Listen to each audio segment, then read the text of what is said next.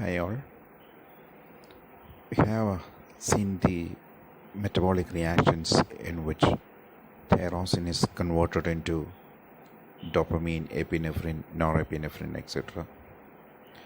Now we are moving to another part of the metabolism where phenylalanine or tyrosine is catabolized or broken down into other metabolic products. We'll also see some metabolic disorders associated with the catabolism of tyrosine, which includes phenylketonuria, albinism, alkaptouria, and tyrosinemia. When we talk about catabolism of tyrosine, it is also the catabolism of phenylalanine. It is because phenylalanine is an essential amino acid which is not synthesized in our body, and if you have phenylalanine which is obtained through diet, tyrosine can be synthesized from phenylalanine. So tyrosine is a non-essential amino acid. Both comes under aromatic amino acids as well as glucogenic and ketogenic amino acid. Regarding the chemical classification as well as the classification based on metabolic fate. So we can consider the metabolism of phenylalanine and tyrosine together.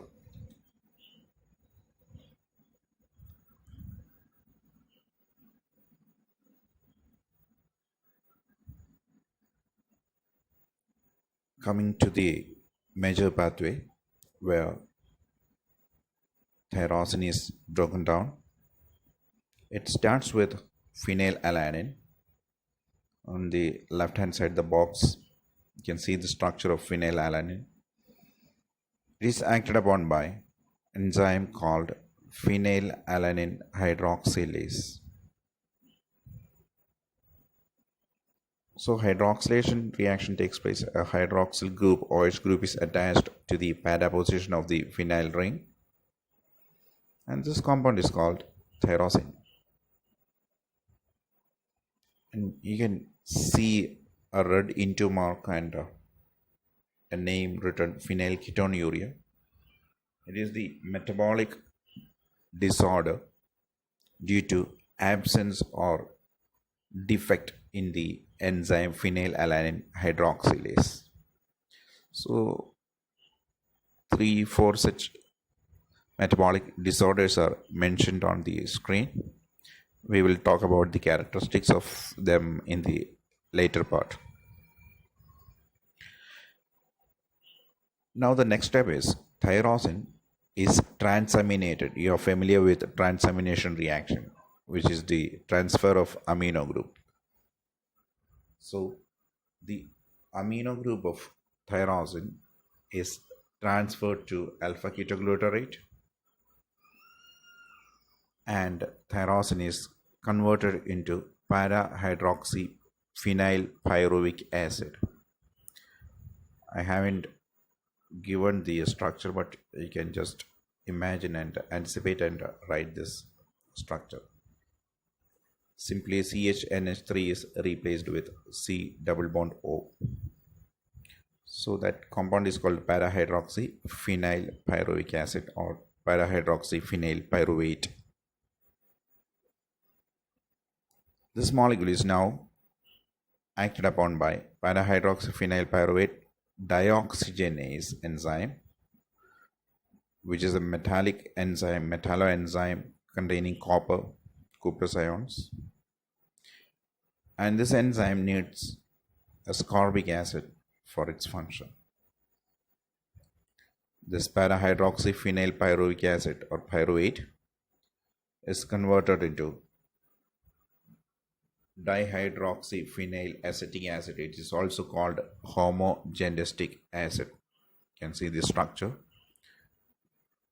You can see the blue colored OH group has been replaced. It was initially on the para position of the phenyl ring. It has come to the ortho position. and also one of the carbon has lost in the form of carbon dioxide. You can see here the carbon dioxide molecule is eliminated. That is one of the carbon atoms in the side chain. So the molecule loses one carbon. This new molecule is called homogenistic acid or homogenisate. Now this homogenisate is acted upon by an oxidase enzyme, which is an iron bound enzyme. It is converted into mallyl acetoacetic acid. It is a ring opening reaction. The ring will open here and the product is called mallyl acetoacetic acid, and it undergoes isomerization reaction and takes a more suitable stereo structure, which is an isomer. It is fumaryl acetoacetic acid, and this fumaryl acetic acid in the last step breakdown, it undergoes hydrolysis. It gives two molecules, acetoacetic acid or acetoacetate and fumaric acid. Fumarate is an intermediate of TCA cycle, so it enters the TCA cycle. You can say that this molecule enters into glucogenic pathway.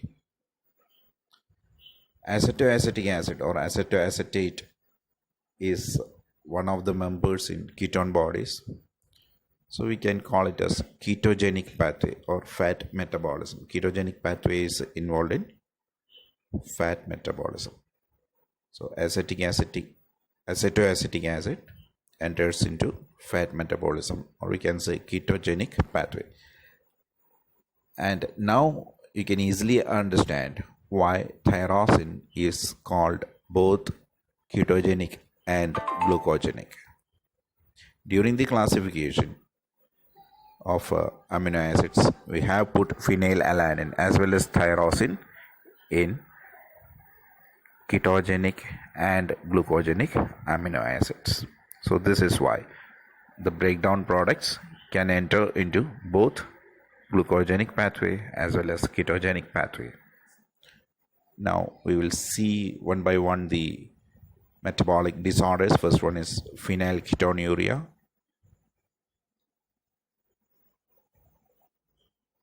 It is an autosomal recessive disorder of phenylalanine due to deficiency of the enzyme, the hepatic enzyme called phenylalanine hydroxylase. Phenylalanine hydroxylase is the enzyme which converts phenylalanine into tyrosine.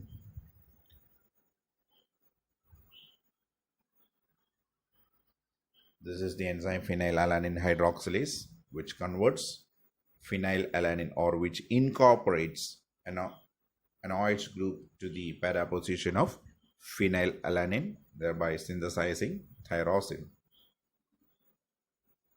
So if this enzyme is deficient or it is defective, if it is a defective protein, what is defective protein?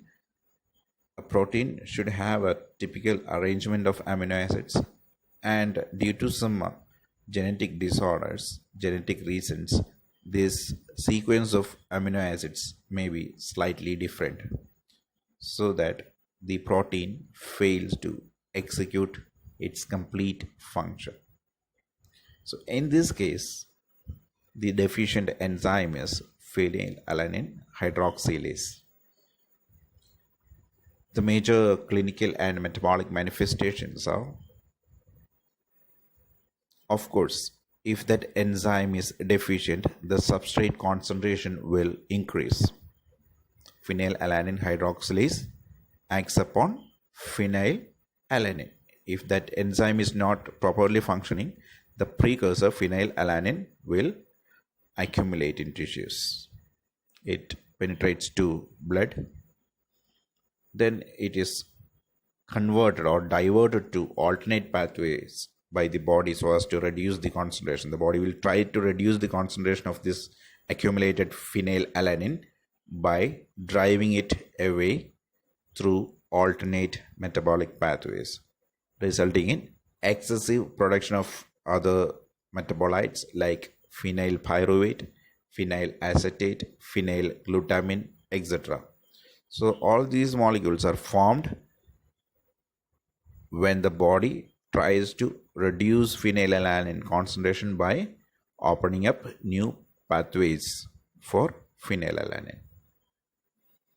All these compounds are water soluble, and so they are excreted in urine in high concentration. Among them, phenyl acetate gives urine a characteristic mousy odor. This increased concentration of metabolites will also cause some mental retardation, failure of walk or talk, failure of growth. It will induce seizures and tremors, and low IQ is also observed. All these are because this increased phenylalanine, which is an aromatic amino acid, will compete with other substrates for many enzymes present in the CNS. We have already seen what is competitive inhibition. When the substrates have structural analogs, these structural analogs will compete for the same active site of the enzyme.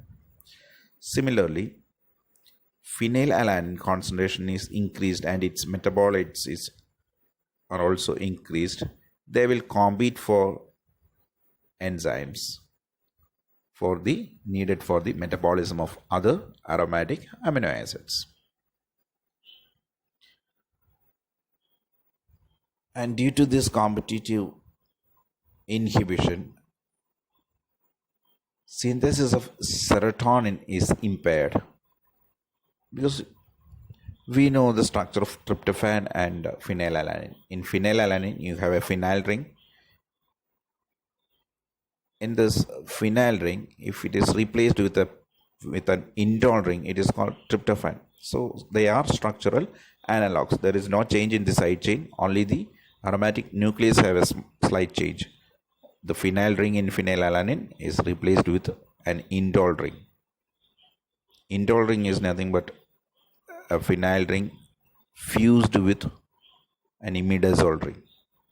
So they are structural analogs and compete for this tryptophan enzymes. As a result, serotonin production is impaired. We have seen the functions of serotonin. Serotonin have a major role in determining the posture, the mood, the alertness, etc., etc. So all these things are impaired, and all these clinical manifestations are precipitated. Similarly, the myelin sheath formation is also impaired, or it becomes defective. Again, accumulation of phenylalanine competitively inhibits tyrosinase and impairs melanin formation, resulting in hypopigmentation. Melanin is the pigment which gives the brown color for our skin, and this melanin is synthesized from tyrosine. Again, phenylalanine will compete with tyrosine for tyrosinase enzyme, and it will inhibit tyrosinase enzyme. As a result, the total melanin synthesis is impaired. This will cause hypopigmentation. Treatment. The treatment is to provide a diet containing low phenylalanine, as the body suffers immense concentration of phenylalanine in tissues as well as in blood. We will try to reduce the input of phenylalanine. This is somewhat effective because phenylalanine is an essential amino acid. It cannot be synthesized in our body. So only the source is food, and if you cut down the food to or limit your food to those which contain very low phenylalanine, it will work out.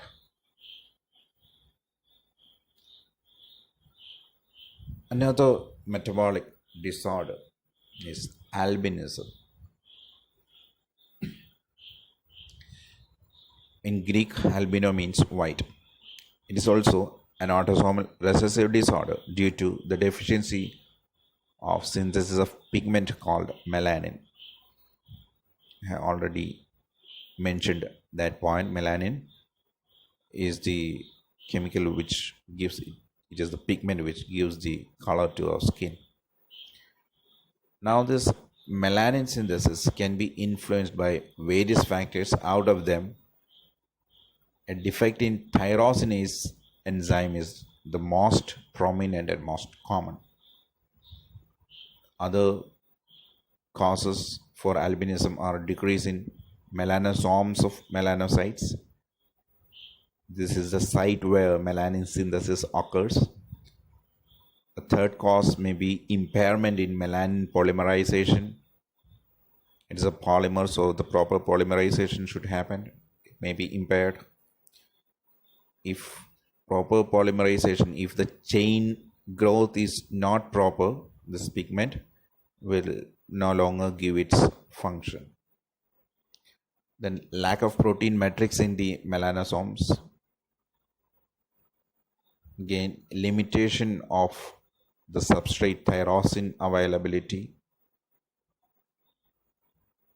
Presence of inhibitors of tyrosinase. One of them we have already seen. Phenylalanine can inhibit tyrosinase and cause hyperpigmentation. So there are several reasons for albinism. Out of them, the defect in tyrosinase is the most common or most prominent one. The function of tyrosinase is to convert tyrosine to L-DOPA, or simply DOPA. DOPA is the short form for dihydroxyphenylalanine. And again, you can notice that this reaction takes place in melanosomes or melanocytes. Outside melanocytes, the same reaction is catalyzed by tyrosine hydroxylase. That reaction we have already studied. That time also I have mentioned this difference. Reaction is same, but there are two enzymes in two compartments to catalyze the same reaction. Reaction is conversion of tyrosine to dihydroxyphenylalanine. It is a simple addition of hydroxyl group. Outside melanocytes, this reaction is catalyzed by tyrosine hydroxylase, and inside melanocytes you have another enzyme, that is tyrosinase. Lack of melanin in albinos make them sensitive to sunlight. Increased susceptibility of skin cancer and photophobia are also observed.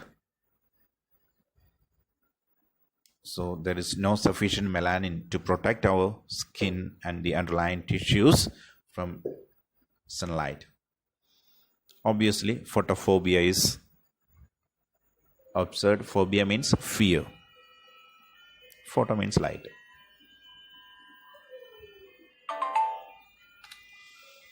Next is alkaptouria. The defective enzyme in alkaptouria is homogenizate oxidase. Due to this defective enzyme, its substrate homogenizate will accumulate in tissues and blood, and it is also excreted in urine. On standing, this urine will give black or brown color. This is due to the oxidation products of homogenizate, which involves quinones. Quinones will polymerize to give black or brown color to urine. Patients even suffer from arthritis. It is due to the deposition of alkapton pigment in joints. Alkapton deposition occurs in connective tissues also, like cartilages and bones, and also in other organs like nose, ear, etc., resulting in a condition called ochronosis. So ochronosis is a condition where alkapton deposition occurs in connective tissues like cartilage or bones, and also in nose, ear, etc. This alkapton deposition is primarily due to a condition where homogeneous state oxidase enzyme is deficient, and that condition is called alkaptonuria. Diagnosis is very simple: a change in color of the urine on standing. It turns to dark brown or black. The urine gives a positive test with ferric chloride and silver nitrate. It is a reducing test. This is due to the strong reducing activity of homogeneous state.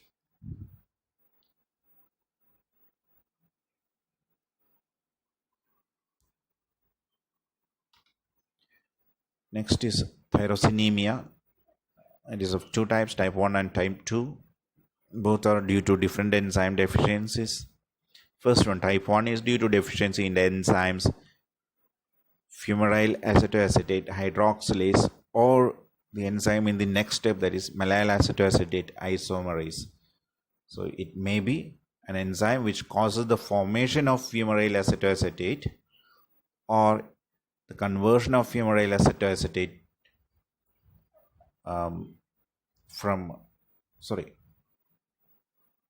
we will look back to the steps. This is due to a deficiency in the enzyme, that is mallyl acetoacetate, which is used for the formation of fumarate acetoacetate, and also the enzyme which acts on fumarate acetoacetate to give the breakdown products. So both these enzymes may be get affected, causing tyrosinemia type 2.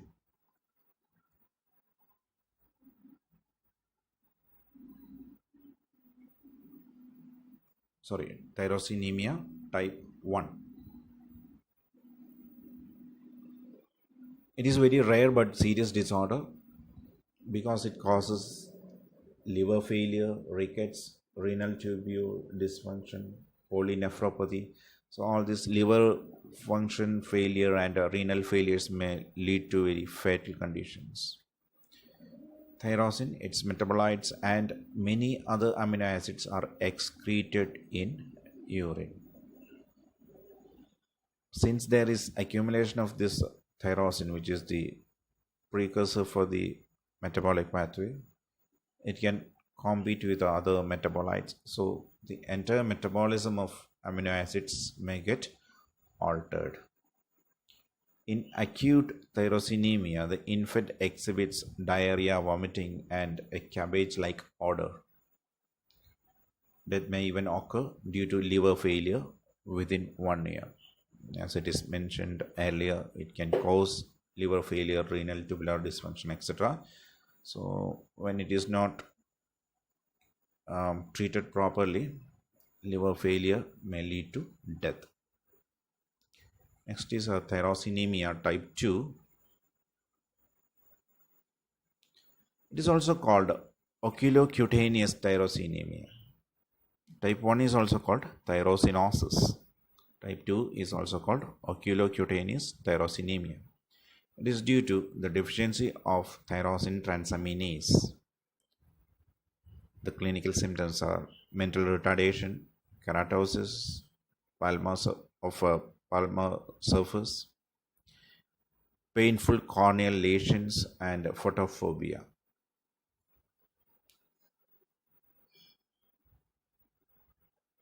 You can also see excretion of tyrosine and tyramine in urine.